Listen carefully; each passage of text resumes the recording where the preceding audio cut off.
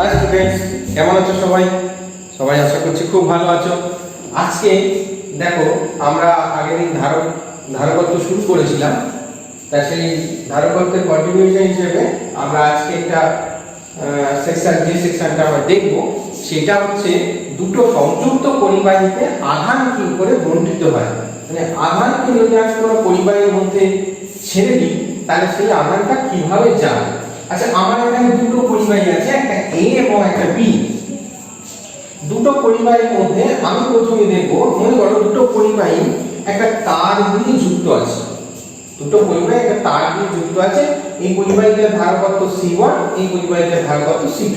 এবার আমি যদি কোনো একটা আধান, কিছু পরিমাণ আধান কোথাও দিই, যে কোনো একটা পরিবাহীতে দিই, কিউ আধান ধরে এখানে দিলাম, তাহলে কি হবে না, কিউ আধানটা দিলে ওই আধানটা এতেও থাকবে আর ওতেও থাকবে। যেহেতু দুটো পরিবাহী কানেক্টেড, তাহলে এটা অনেকটা এরকম হয়, জানো তো, যদি আমি ধরো এরকম দুটো আলাদা পাত্র নিই, এরকম কানেক্টেড দুটো পাত্র নিই, এবং যদি আমি কিছু পরিমাণ জল কোনো একটা পাত্রে ঢালি, তাহলে কি হবে না, এই পাত্রটা যদি চওড়া বেশি, তাহলে এই পাত্রটা অনেকটা একটু বেশি জল ধরবে, এটা একটু কম জল ধরবে, কিন্তু লেভেলটা একই থাকে। ব্যাপারটা বুঝে দেখো, এই পাত্রটা একটু বেশি জল ধরবে, এটা একটু কম জল ধরবে, কিন্তু দুটোতে লেভেলটা একই থাকে। ঠিক তেমনি আমি যে পরিমাণ আধানটা দিচ্ছি কিউ, সেই পরিমাণ আধান থেকে কিছু পরিমাণ আধান এখানে থাকবে, কিছু পরিমাণ আধান এখানে যাবে, কিন্তু দুজনের বিভব কিন্তু সমান থাকবে, যেহেতু ওরা কানেক্টেড আছে। ব্যাপারটা বোঝা গেল কি?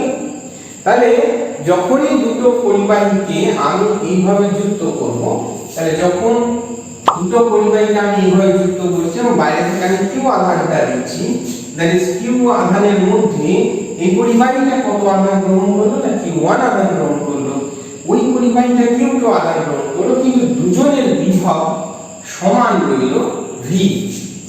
তাহলে আমি এটা বলতে পারি যে মোট আধান যেটা আমি দিয়েছিলাম সেটা actually equal to Q1 Q2, কারণ ওই আধানটা এই দুটো অংশে, দুটো পার্টে চলে গেছে। একটা অংশ Q1 এ নিয়েছে আর বি নিয়েছে হচ্ছে Q2 আধান। তাহলে দুটো আধান Q1 আর Q2 দুটো পার্টে চলে গেছে, কিন্তু মোট আধানটা আমার Q এর সমান হচ্ছে। ভালো কথা। কিন্তু দেখা গেল যে আধানটা বণ্টিত হয়ে গেল, তখন আমরা আধানের সঙ্গে বিভবের একটা রিলেশন পেয়েছি এর আগে, Q C * V, এই রিলেশনটা আমরা পেয়েছি। তো যদি তাই পাই, তাহলে Q1 C1 * V, তেমনি Q2 C2 * V। নিচে দুটো আলাদাভাবে যদি আমি বিচার করি, তাহলে দুজনের বিভব V, তাহলে সেক্ষেত্রে Q1 C1 V আর Q2 C2 V। That is, এখান থেকে তুমি পাই V Q1 C1 আর এটা V Q2 C2। খুব সুন্দর, যেহেতু দুটো বিভব সমান, তাই তুমি এটাকে এভাবে লিখতে পারো Q1 C1 Q2 C2, বা এটাকে তুমি এরকম লিখতে পারো, এটা ইকুয়াল টু, তুমি এটাকে এভাবে লিখতে পারো Q1 Q2 C1 C2। ঠিক তেমনি Q1 Q2 মানে আমি মোট আধান ধরেছি Q, তাহলে এটার জায়গায় তুমি বসালে Q C1 C2। তাহলে দ্যাট ইজ, আমরা এখানে একটা জিনিস পেলাম যে Q1 C1 মানে কি না V, তাহলে ইকুয়াল আবার Q2 C2 সেটা মানেও V, আর দুটো ইকুয়াল হচ্ছে Q C1 C2। এবার এখানে তুমি দেখো, তাহলে আমি যদি এখানে Q1 বলি, Q1 সমান Q1 C1 * V, আর V মানে কত?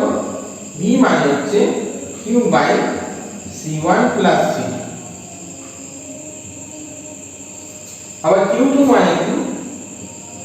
Q2 মানে C2 * V, আবার V মানে কত না Q C1 C2।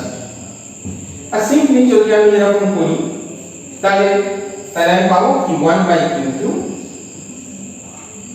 C1 C2। Just simple. আমরা এখানে বললেও আমরা সেই একই জিনিস পেতাম। তাই আমরা এই জায়গায় দেখতে পাচ্ছি যে আধান দুটোর অনুপাত তাদের ধারকত্বের সঙ্গে সমান হয়। কখন না, দুটো সংযুক্ত পরিবাহীতে যখন দুটো পরিবাহী সংযুক্ত থাকে, তার মানে দুটো পরিবাহী বিভব যখন সমান হয়, ঠিক তখনই তাদের আধানের অনুপাত তাদের ধারকত্বের অনুপাতের সঙ্গে সমান।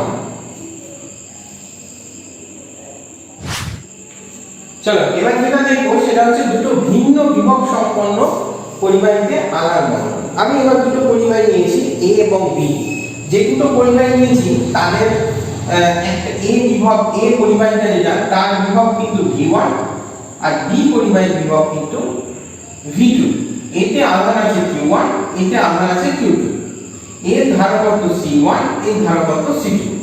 আচ্ছা এখানে একটা জিনিস একটু বলে দেবো, এখানে এরা কিন্তু কানেক্টেড নয়, মানে এরা প্রথম থেকে কিন্তু কানেক্টেড নয়। তাহলে যদি এরা কানেক্টেড না হয় তাহলে তো আধান বন্টনের কোনো প্রশ্নই থাকে না। যতক্ষণ আমি কানেক্ট করব ততক্ষণ কিন্তু আধান বন্টনের কোনো প্রশ্ন নেই। তাহলে এর পর আমি কানেক্ট করব। তাহলে এই অবস্থায় আমি দুটো পরিবাহী নিয়েছি যাতে এতে অলরেডি Q1 আধান আছে, এতে অলরেডি Q2 আধান আছে। এর পর আমি এদেরকে কানেক্ট করলো, কানেক্ট করলে কি হবে সেটা আমরা এখানে আলোচনা করব। আচ্ছা তার আগে একটু একটা জিনিস বলি, ধরো তোমাকে এরকম দুটো সেকশন দেয়া আছে, দুটো পার্ট দেয়া আছে, এতে এতটা জল আছে, এতে এতটা জল আছে, মাঝখানে একটা লক করা আছে প্যাঁচ দিয়ে। তা তুমি যখন প্যাঁচটা খুলবে কি হবে, প্যাঁচটা যখন খুলবে তখন এদিক থেকে জল এদিকে আসবে, এদিক থেকে এদিকে নিশ্চয়ই আসবে না। তাহলে যেদিকে লেভেল বেশি আছে সেখান থেকে যেদিকে লেভেল কম আছে তার দিকে জল আসবে। তাহলে আমরা এখানে যদি তুলনা করব, এই যে কানেক্ট করার ব্যাপারটা, আমি যে পরে কানেক্ট করব, কানেক্ট করা মানে হচ্ছে প্যাঁচ খুলে দেওয়া। তাহলে প্যাঁচ খুলে দিলে কোন দিক থেকে কোন দিকে আধান আসবে সেটা নির্ভর করবে কার বিভব বেশি কার বিভব কম, কার লেভেল বেশি কার লেভেল কম, অর্থাৎ কার বিভব বেশি হবে কার বিভব কম হবে। অর্থাৎ যেখানে বেশি বিভব সেখান থেকে কম বিভবের দিকে, অ্যাকচুয়ালি উচ্চ বিভব আর নিম্ন বিভব বলা হয়, তাই উচ্চ বিভব থেকে নিম্ন বিভবের দিকে আধানটা ফ্লো করবে। চলো এখানে আমি যেহেতু দুটো পরিবাহী আছে, দুটো পরিবাহীর মধ্যে কার বিভব বেশি কার বিভব কম আমি একটা ধরে নিলাম, আমি ধরে নিলাম এটার বিভব বেশি ওটার বিভব কম। দেখি কি হয়। তা চলো এবার আমি এটাকে কানেক্ট করলাম, এটার সঙ্গে এটা কানেক্ট করলাম, এ বি কানেক্ট করে দিলাম। তা কানেক্ট করলে কি হবে, এতে তো Q1 আধান ছিল, তো Q2 আধান ছিল। তাহলে বলো এই ধারকত্ব C1 C2 ধারকত্বের কোনো চেঞ্জ হবে না, ধারকত্ব একই থাকবে। তাহলে আধানটা আস্তে আস্তে এখান থেকে আধানটা কমে যাবে, এখানে আধানটা বাড়বে, এই তো ব্যাপার হবে। এবং এক সময় এখানের বিভব আর এখানের বিভব সমান হবে, তাহলে দুটোর বিভব এক সময় সমান হবে এবং আধান কিন্তু এখানে পাল্টে যাবে। আমি ধরে নিলাম এখানে Q1 আধান রইল, এখানে Q2 আধান রইল। লাস্ট যখন আমি এটাকে কানেক্ট করে দিলাম,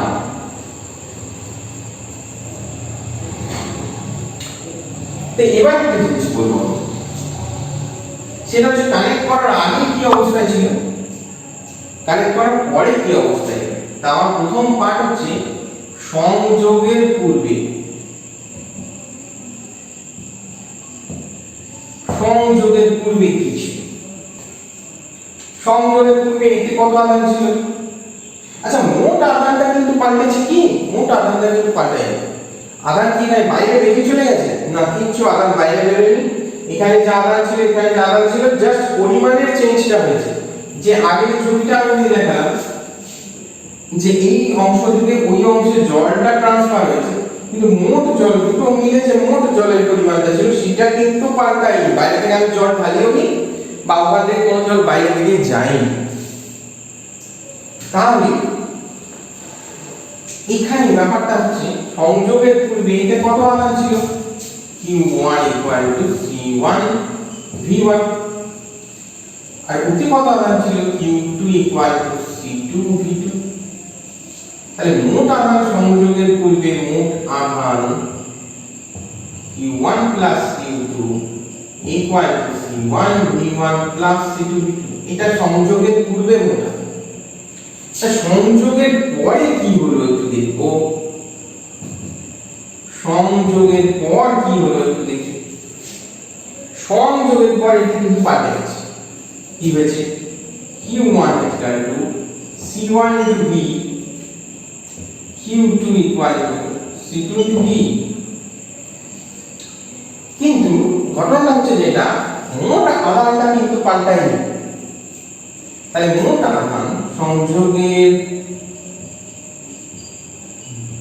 পরে মোট আধান C1V প্লাস C2।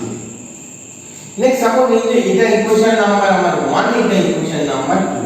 তাই যেহেতু আধানটা আগে যা ছিল পরেও তাই আছে, তাই মোট আধান আগেও যা ছিল পরেও তাই থাকবে। তাহলে C1V plus C2V equal to C1V1 plus C2V2।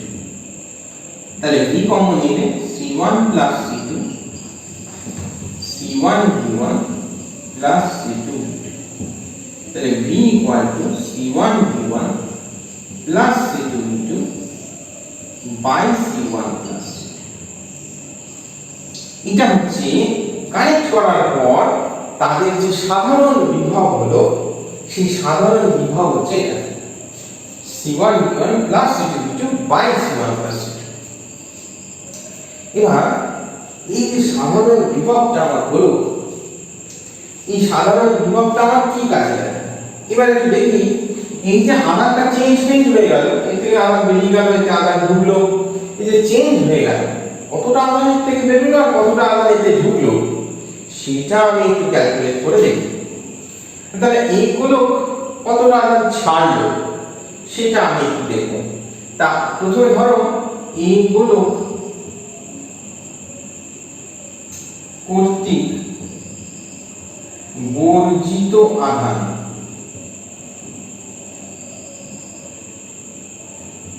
আচ্ছা এইগুলো কতটা আধান বর্জন করলো? আচ্ছা এইগুলোকে আগে কত আধান ছিল? না C1V1 আধান ছিল। এগুলোকে পরে কত আধান আছে? না C1V আধান আছে। তা একটা তাহলে আগে কত আধান ছিল? আগে যে আধানটা ছিল C1V1 মাইনাস পরে কত আধান হলো? না C1V1। তাহলে আমার এখানে এই গোলকটা যে আধানটা বর্জন করলো সেটা হলো C1 নিলে V1 মাইনাস V।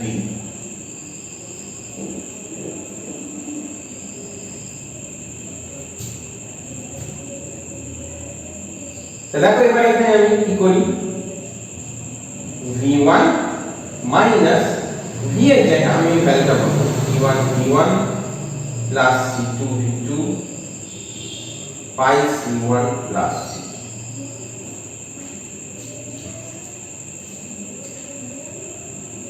তাহলে কি থাকে দেখি, C1 টা কমন নিয়েছি, এখানে কোনাকুনি একটু গুণ করে নাও, C1V1 plus C2V1 minus C1V1 minus C2V2 by C1 plus C2। তাহলে এখানে C1V1 টা আমার কেটে যাবে, তাহলে এখানে থাকবে হচ্ছে C1V2, এখানে C2 কমন নিলে V1 মাইনাস V, তাহলে C1C2 into V1 minus V2 by C1 plus C2। তা এই হলো A গোলক কর্তৃক বর্জিত আধান। এবার সাপোজ B গোলক কত আধান গ্রহণ করলো সেটা আমি বার করব। দেখ কি করে বার করব। তাহলে আমি করব B গোলক কর্তৃক গৃহীত আধান। আচ্ছা B গোলক কর্তৃক গৃহীত আধান মানে B গোলকের আগে তো আধান কম ছিল, পরে আধান বেড়েছে, তাই পরে যেটা হচ্ছে সেটা থেকে আমি আগেরটা বিয়োগ করব। তাহলে পরে কত হচ্ছে, B গোলকের আধান হচ্ছে পরে দেখা যাচ্ছে C2 * V minus C2 * V2। তাহলে C2 কমন নিলে V মাইনাস V2। আবার এখানে আমি V এর ভ্যালুটা বসাবো, C1V1 plus C2V2 by C1 plus C2 minus V2। দেখি এবার কি হয়, ইকুয়াল টু C2, এখানে কত হবে C1 plus C2, C1 V1 plus C2 V2 minus C1 V2 minus C2 V2। C2 V2 টা এখানে কেটে গেল, তাহলে C1 C2 V1 minus V2 by C1 plus C2। লক্ষ্য করো ওই ইকুয়েশন মানে 3 নম্বর ইকুয়েশন 4 নম্বর ইকুয়েশন আমাদের বুঝিয়ে দেয় যে A গোলকটা যে আধান বর্জন করে B গোলক ঠিক সমপরিমাণ আধান গ্রহণ করে, এটা প্রমাণ করলো আমাদের। তাহলে A গোলক কর্তৃক বর্জিত আধান ইকুয়াল টু B গোলক কর্তৃক গৃহীত আধান, কোনো আধান কিন্তু বাইরে বেরিয়ে যাচ্ছে না। এটা আরেকটা জিনিস প্রমাণ করে আধান কিন্তু সংরক্ষিত থাকে। Mind it.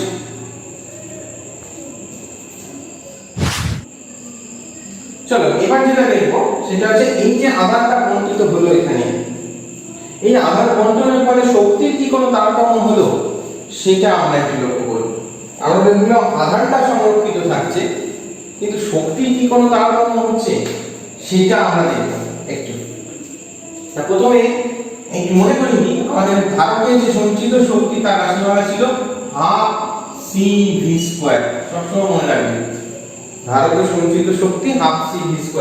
মনে রাখার সুবিধা আছে, আমরা হাফ mv² জানি, এটাও সেরকম অনেকটা দেখতে লাগে, যদিও হাফ mv² এর সঙ্গে এটার কোনো রিলেশন নেই, কিন্তু এটা কিন্তু শক্তি, এটা ধারকের সঞ্চিত স্থিতি শক্তি, হাফ mv² থেকে গতি শক্তি।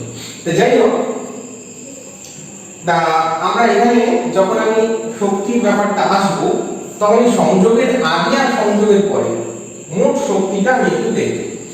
আচ্ছা প্রথমে করি আমি সংযোগের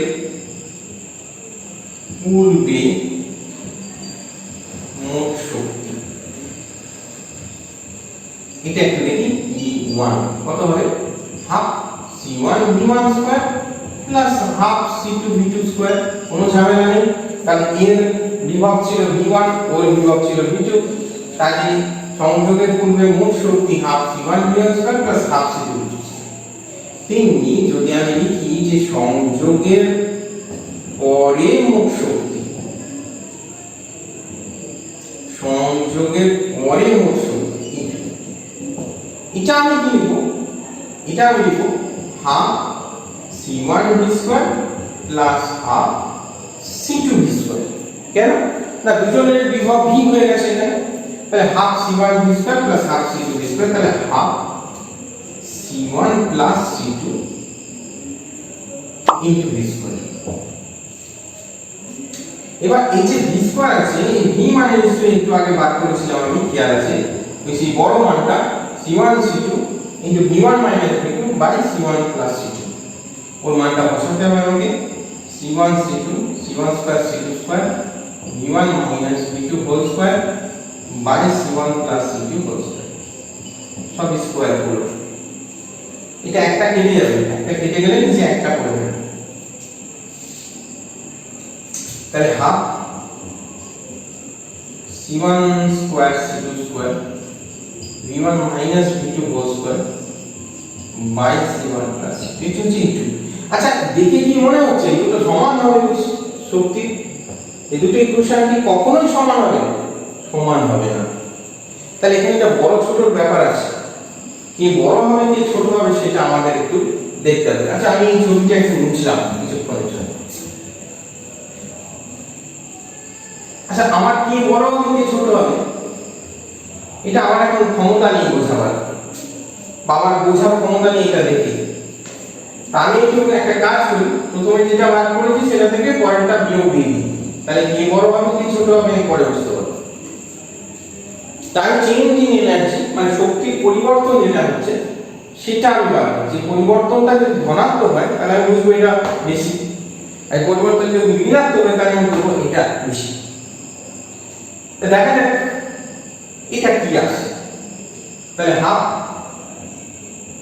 C1 V1 square plus half C2 V2 square minus half C1 square C2 square V1 minus V2 whole square by C1 plus. তাহলে হাফটা আমরা একটু কাজ করি, হাফটা একটু বাইরে করি। এবার চলো এটাকে একটু একটা জায়গায় নিয়ে আসি, c1 প্লাস, তাহলে c1 v square into c1 plus plus c2 v square into c1 plus c2 minus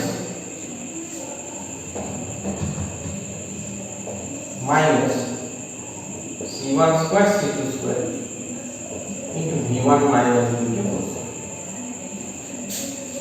চলো এবার এটাকে একটুখানি দেখি কি করা যায়। গুণটুন করে দিই, c1 square v square plus c1 c2 v square plus c1 c2 v square plus c2 square v square minus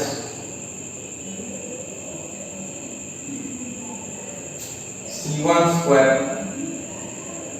c2 square, এটাকে নিয়ে নিই v1 square minus 2 v1 v2 plus v2 square. একটু লেন্থি ক্যালকুলেশন আছে,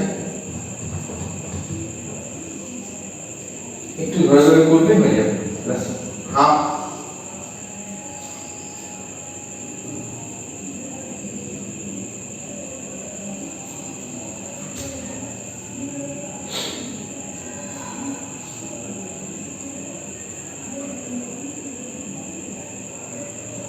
হয়েছে।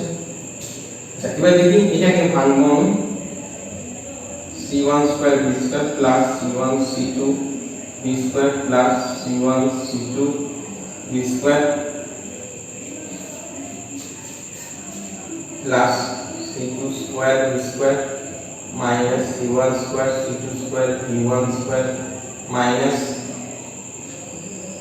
2v1 plus v1 v2 c1 square c2 square minus v2 square c1 square c2 square by c1 plus.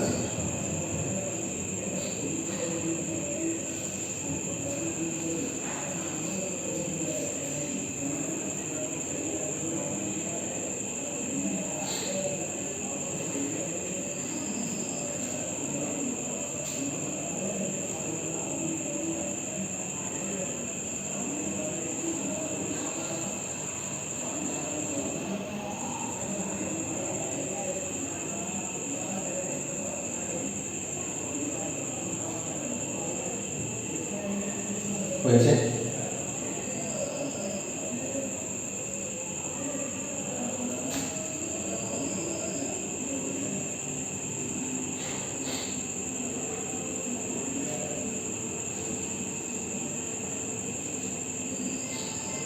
দেখো একটু ভালো করে,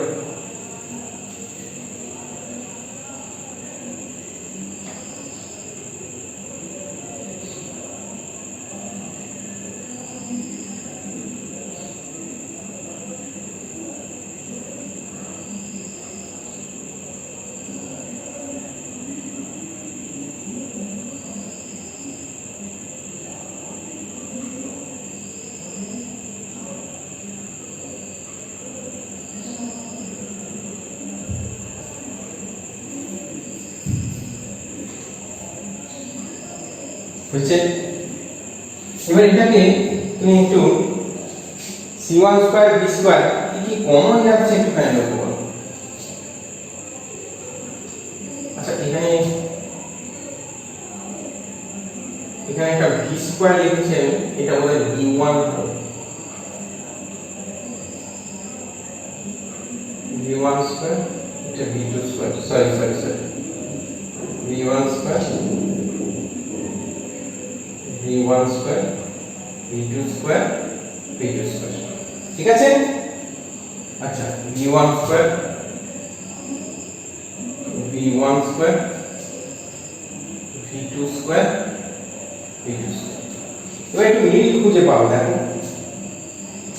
c1 square v1 square c1 c2 v1 square c1 c2 v2 square. আচ্ছা এটা c2 square v2 square. আচ্ছা এটা এখানে c1 c2 whole square.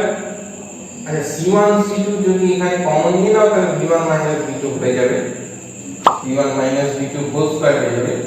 আর এইটা তোমার এই পোরশনটাকে একটু লক্ষ্য করো, এই পোরশনটা আমরা ঠিক করে দান করব। এই ক্যালকুলেশনটা আমার দাঁড়াবে, জাস্ট ক্যালকুলেশনটাকে একটু ভেঙে নেবে, ভেঙে নিয়ে এটা রেজাল্টটা আমি বলে দিচ্ছি।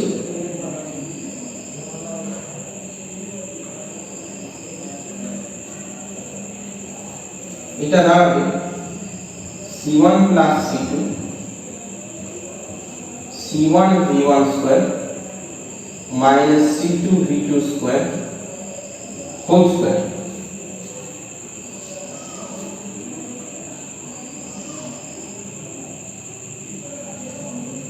c1 v1 square plus c2 v2 square, sorry c1 v1 square plus c2 v2 square minus এখানে c1 square c2 square into v1 minus v2 whole square. মানে এটা এই পার্টটা এরকম ক্যালকুলেশনে দাঁড়ায়। আমরা যদি করি এটা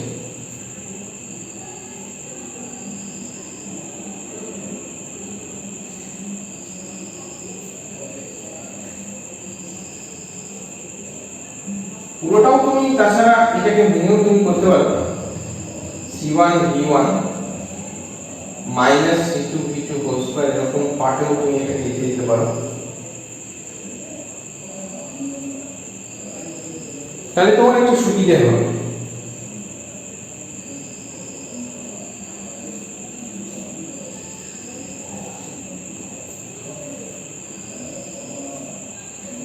তাহলে এটাকে যদি তুমি আবার করো তাহলে half c1 c2 by c1 plus c2 into v1 minus v2 whole square. এই পার্টে আছে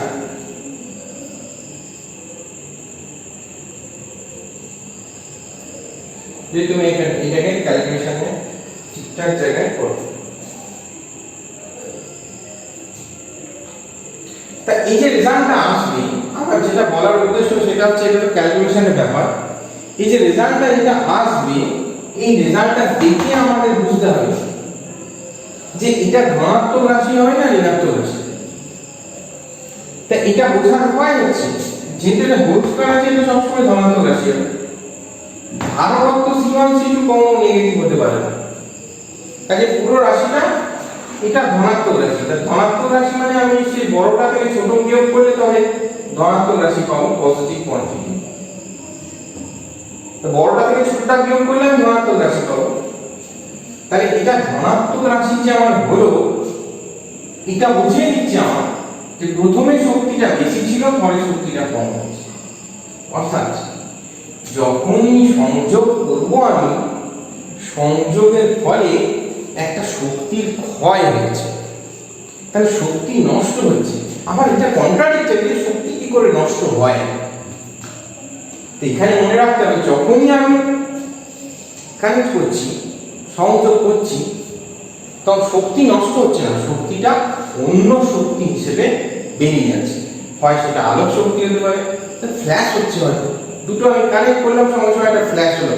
ফ্ল্যাশ হওয়া মানে কি, তাহলে আলোক শক্তির দিকে কিছুটা শক্তি নির্গত হয়ে গেল। তাহলে আধান যখন একটা জায়গা থেকে অন্য জায়গায় যায়, তখন মোট আধানের পরিমাণ সেম থাকলেও শক্তির সংরক্ষণের দিকটা আমরা যদি বিচার করি তাহলে কিন্তু সেখানে শক্তি ক্ষয় হয়, কিছুটা শক্তি অন্য শক্তি হিসেবে বেরিয়ে। ওকে, আজকে তাহলে এই পর্যন্ত রইল, পরের ক্লাসে আবার দেখা হবে। বাই।